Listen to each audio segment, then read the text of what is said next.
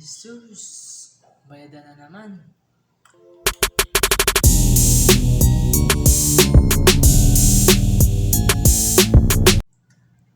Uy, pare, kamusta? Oh, ano masayo pare? Kamusta man? May problema ka? Iyo na nga na yan, pare. Mawat ko akong paborsahin mo. Tano man, ano man agad mong paborsa ko? Garo bagad ako lang na paboragad mo ay. Dahil man masyado dakula pare. Masublisa naman po akong karta sa'yo mo kung igwa ka lang dyan. Ay boray pare, masubli ka?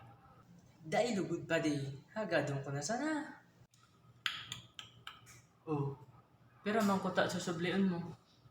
Daw ako ta toki na sana pare. Iyo, lahat lang, nilingon ko. Igwa ko digdi. Kasuan kinasanayan ni. Okay na yan pare. Maray na yan, may pandagdag lamang sa bayadan mi sa kuryente mi. Magpatulong kaya kami sa bago ay. Iyo kaya yan, day mabayad hanggat day mapuputulan. Sa sunod nga ni, pag-abot kang Belnindo, bayadan na nindo tulos, din ang para pahaluyon pa. Iyo nga na yung problema pa rin, pag-abot kang Belmi, may pambayad. Maray nga rin, natada pa man ko.